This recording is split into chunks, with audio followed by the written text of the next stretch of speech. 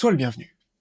On se retrouve aujourd'hui pour résoudre ensemble un petit exercice issu du baccalauréat 2025, c'est tout frais, et un exercice que j'ai délesté de ces questions intermédiaires de manière à le rendre plus intéressant, notamment dans le cadre d'une préparation aux études supérieures en mathématiques.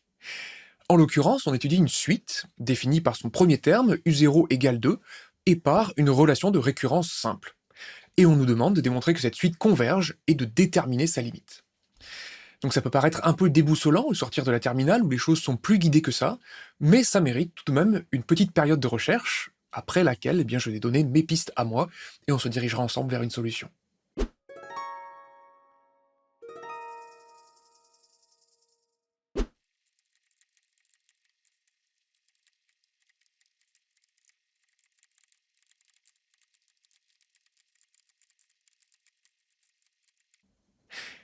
Alors, au sortir de la terminale, on pourrait se demander si on n'a pas devant nous, en fait, une suite classique qui serait écrite d'une manière un peu bizarroïde. On peut se demander s'il n'y a pas des simplifications qui pourraient opérer.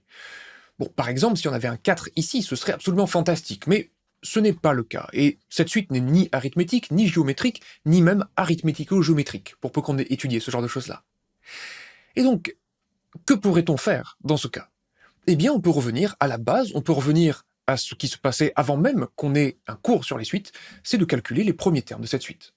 On trouve 2, 5 quarts, 14 treizièmes, et le but, ce serait de pouvoir établir une conjecture à partir de là.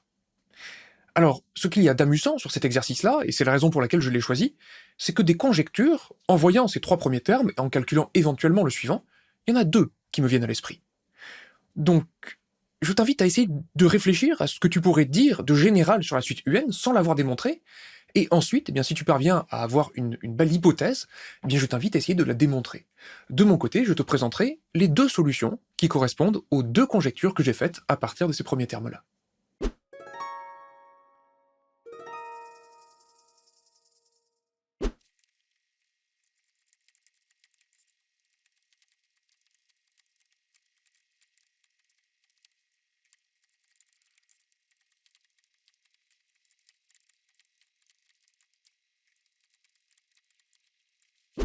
Question d'Ambre.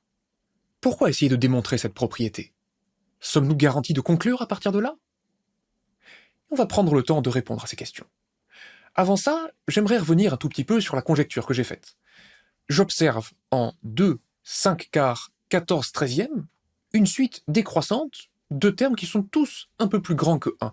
Et je vois que, par rapport au dénominateur, le numérateur est juste un tout petit peu plus grand, et que l'écart relatif va s'amoindrir au point que, quand n devient très grand, on va avoir un numérateur à peu près égal au dénominateur, et donc on conjecture que la limite vaut 1. Maintenant, je me suis lancé dans la rédaction, clairement, d'un raisonnement par récurrence. Et la question d'Ambre porte sur la possibilité de conclure à partir de là. Et c'est là, justement, que les choses s'imbriquent si on a pris la peine d'essayer de comprendre un peu ce qu'il se passait en terminale. Si on arrive à démontrer que la suite est décroissante, et aussi qu'elle est minorée, alors on pourra dire qu'elle converge d'après le théorème de la limite monotone. Par contre, on ne pourra pas dire qu'elle converge forcément vers 1, mais vers une limite qui va être comprise entre 1 et 2. Et il faudra ajouter un ingrédient que tu connais peut-être pour déterminer vraiment cette fois la limite.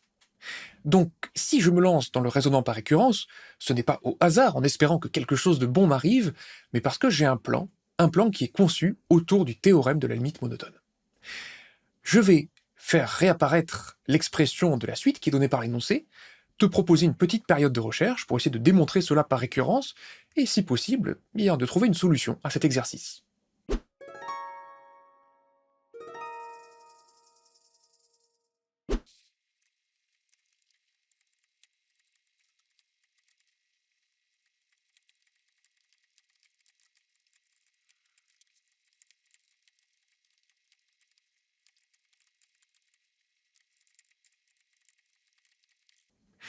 Et on se retrouve en plein cœur de ce raisonnement par récurrence, au moment où les choses croustillent, c'est-à-dire pour l'hérédité. Ce qu'il est bon de faire, notamment lorsque les choses se corsent, ça va être de distinguer clairement d'un côté entre ce qu'on a ici et ce que l'on voudrait établir, juste là. C'est intéressant parce que on peut s'apercevoir qu'une partie du but est déjà démontrée. Étant donné que le un plus 1 est compris entre 1 et 2, le fait qu'on retrouve un plus 1 ici entre 1 et 2 ne procure aucune surprise. Et donc, le réel enjeu, ce n'est pas ça. Le réel enjeu, c'est de démontrer que un plus 2 s'intercale entre 1 et un plus 1. Donc, pour faire ça, il y a plusieurs manières de faire, mais de mon côté, je vais te présenter une méthode assez originale. Je vais remplacer un plus 2 par cette expression-là, et essayer de reformuler l'objectif principal. Je vais reformuler l'encadrement de un plus 2 que je souhaite établir en d'autres encadrements, peut-être plus simples, en me disant qu'au bout d'un moment, je vais tomber sur quelque chose que je saurais démontrer plus facilement. Je vais raisonner par équivalence, et tu verras ça dans la solution que je vais rédiger. Si cela t'inspire, à nouveau, je te laisse un peu de temps.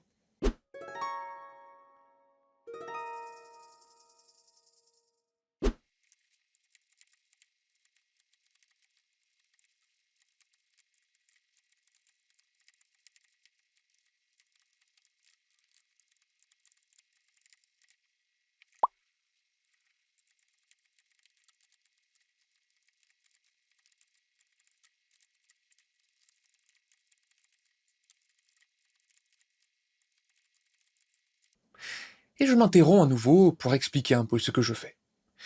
La première chose que j'ai faite, c'est tout simplement de mettre par écrit l'argumentation que j'ai donnée tout à l'heure. Je dis que pour démontrer Pn plus 1, le réel enjeu c'est d'intercaler un plus 2 entre 1 et un plus 1. C'est le rôle de ces trois lignes qu'il y a ici.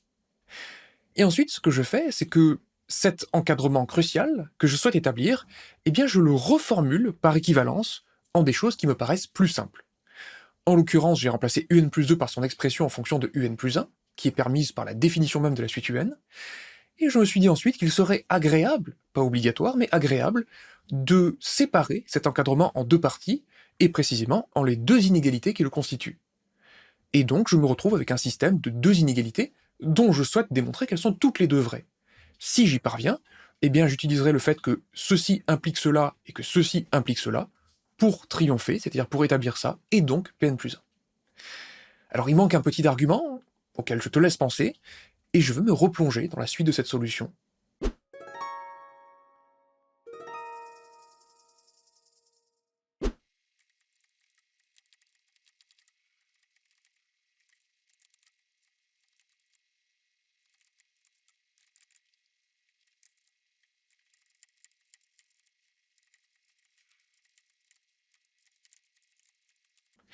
Et c'est ainsi que s'achève ce raisonnement par récurrence de manière spectaculaire.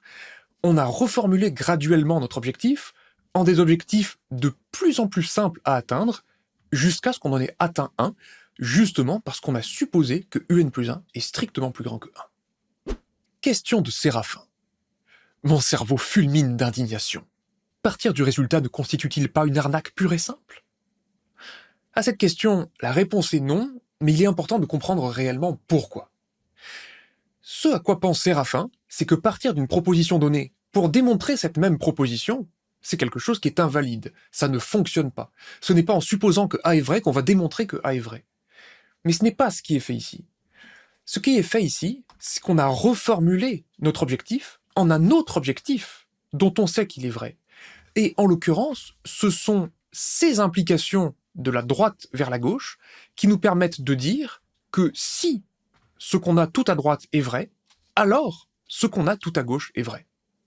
J'utilise ici les propriétés de l'équivalence et plus spécifiquement les propriétés de l'implication qui va de droite à gauche, et c'est quelque chose qui figure en bonne place d'ailleurs dans ma formation sur le raisonnement. C'est quelque chose que j'essaie de mettre en scène ici, dans un cas pratique.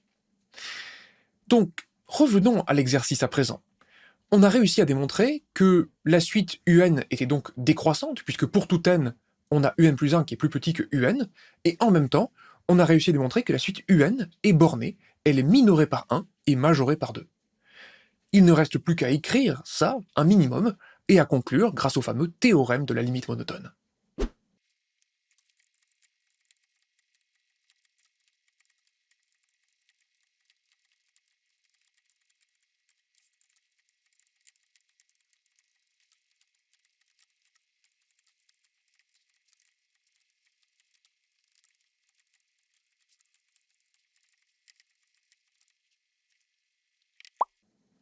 Et voilà une très bonne chose de faite.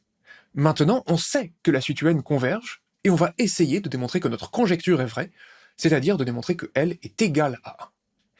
Quelque chose d'important, c'est que la stricte inégalité qu'on avait ici ne perdure pas dans le passage à la limite.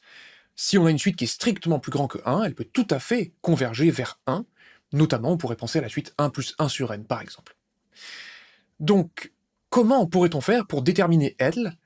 Eh bien, il s'avère que lorsqu'on dispose d'une suite définie par récurrence, il suffit de passer à la limite lorsque n tend vers plus l'infini de chaque côté de l'inégalité. La suite un convergeant vers L, la suite un plus 1 converge aussi vers L, et on se retrouve avec une équation que vérifie L, qu'il va suffire de résoudre pour triompher. Je vais faire ça tout de suite.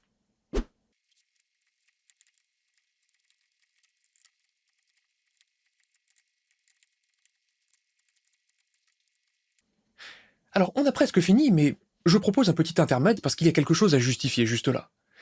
Je dis qu'à gauche, eh bien, quand n tend vers plus l'infini, ça tend vers L, et je dis qu'à droite, ça tend vers 2L plus 1 sur L plus 2. Et je dirais qu'il y a à peu près deux façons de justifier ça. La première manière, c'est de justifier ça par opération sur les limites. On pourrait dire que, étant donné que un tend vers L, eh bien 2un plus 1 tend vers 2L plus 1, qu'au dénominateur ça tend vers L plus 2, et donc que par quotient de limite, sachant qu'en bas la limite est non nulle, eh bien on obtient finalement quelque chose qui tend vers 2L plus 1 sur L plus 2.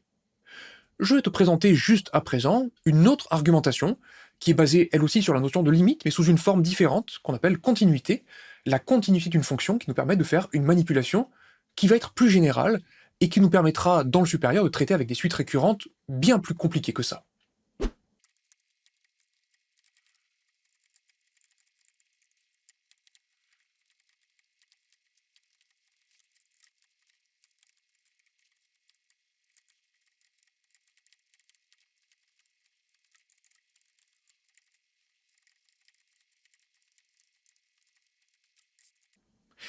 Et c'est ainsi que s'achève la première solution de cet exercice. Ce que j'essaye de faire, c'est d'interpréter la continuité non pas comme cette possibilité de tracer une courbe sans lever le crayon, mais plutôt comme une possibilité symbolique de faire rentrer la limite à l'intérieur de la fonction, d'intervertir les deux symboles. La limite qui avait devant le symbole f est rentrée à l'intérieur. Voilà quelque chose qui va servir dans les études supérieures sous cette forme-là, et pas forcément avec l'image d'une fonction continue qu'on aurait tracée, qu'on aurait représentée graphiquement. À partir de là, eh bien c'est très simple, puisque, étant donné que L est égal à 2L plus 1 sur L plus 2, on peut tout multiplier par L plus 2, obtenir une équation du second degré qui se simplifie instantanément, et il n'y a pas besoin de discriminant, on en déduit que L vaut soit moins 1, soit 1, sauf que L étant positive, même plus grande que 1, on peut éliminer cette possibilité-là, et conclure que la suite UN converge vers 1. Maintenant, rappelle-toi, on avait calculé les premiers termes de la suite, et on avait trouvé, si ma mémoire est bonne, 2, 5 quarts, puis 14 treizièmes, et j'avais évoqué une deuxième conjecture qui m'était venue à l'esprit. Cette conjecture, je vais l'écrire, et ensuite, en espérant avoir le courage de le faire jusqu'au bout, la démontrer.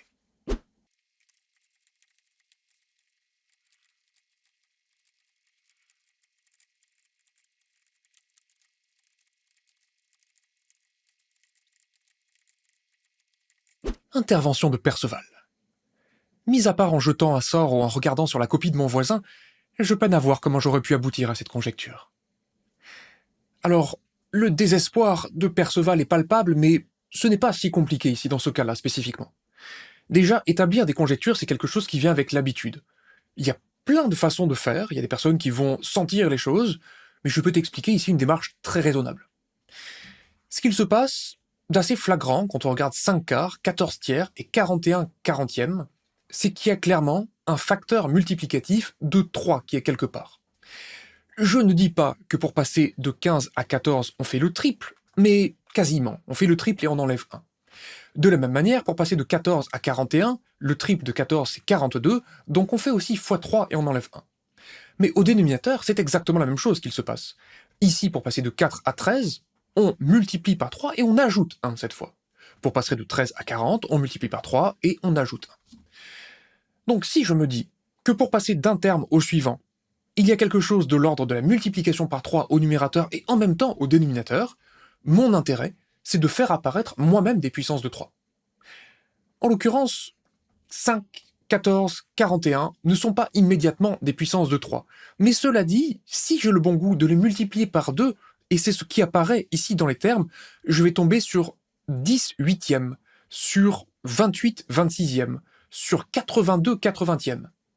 Autrement dit, j'ai au numérateur et au dénominateur eh bien, l'unité du dessus et l'unité du dessous d'une puissance de 3. C'est ce qui est expliqué ici, 3 plus 1, 3 moins 1, ici, 9 plus 1, 9 moins 1, c'est 3 au carré qu'on a là, ici c'est 3 au cube, et ici c'est 3 puissance 4. Voilà une histoire qu'on peut se raconter pour aboutir progressivement au moins à la présence d'un 3 puissance n quelque part au numérateur et aussi au dénominateur. Après on peut s'arranger, on peut tâtonner, et on aboutit à cette conjecture-là en tout cas. Maintenant c'est une conjecture qui est puissante puisqu'elle permet de répondre à la question et du même coup d'obtenir une expression explicite de UN. Parce que ici, en factorisant par les termes qui tendent le plus vite vers l'infini, en l'occurrence 3 puissance n plus 1, on voit immédiatement que la limite est 1. Je vais essayer de le rédiger. Et donc la seule chose qui resterait à faire, c'est de démontrer ces égalités-là. Naturellement, la seule chose qu'on connaît sur UN, c'est une relation de récurrence. On va raisonner à nouveau par récurrence. Je dois bien te l'avouer, je n'ai aucune envie de me retaper la rédaction complète d'un raisonnement par récurrence, je viens de le faire, donc je vais te proposer la rédaction du cœur de la récurrence, c'est-à-dire de l'hérédité, ainsi que la conclusion, quand même, pour terminer sur une note positive.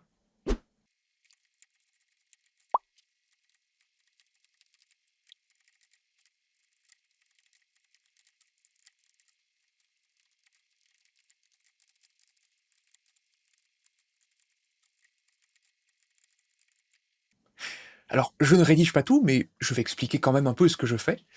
J'ai employé ici la relation qui donne la définition de UN plus 1 en fonction de UN, et juste après, j'utilise ce qu'on aura posé comme hypothèse de récurrence pour exprimer cela en fonction des puissances de 3. C'était notre hypothèse de récurrence, la propriété au rang n. Maintenant, plutôt que de faire apparaître des traits de fraction dans tous les sens, je mets le numérateur en premier, et je mets l'inverse du dénominateur en second. Et je le repasserai au dénominateur en bonne et due forme, une fois que tout sera à peu près simplifié. Je vais poursuivre le calcul en espérant ne pas glisser une coquille dans cette solution.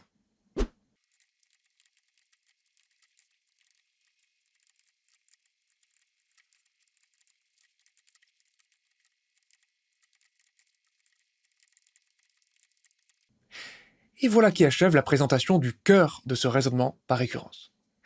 Donc après, tout dépend de ton habileté en calcul, mais je te propose des étapes qui me paraissent sûres, de mon point de vue.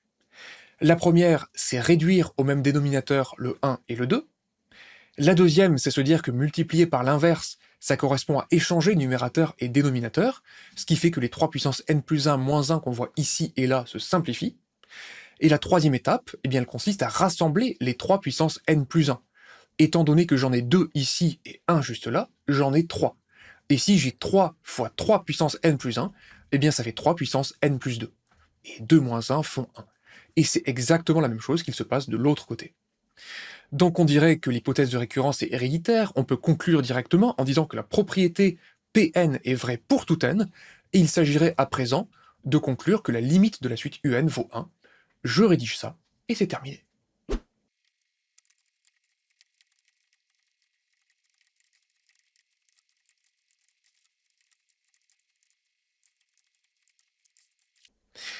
Alors voilà, il faudrait parler d'opérations sur limite, on pourrait faire preuve d'un peu plus de raffinement dans la rédaction, mais on a l'idée essentielle. On dispose ici d'une forme indéterminée, et factorisée par les termes qui tendent le plus vite vers l'infini lorsque n tend vers plus l'infini, permet de lever cette forme indéterminée.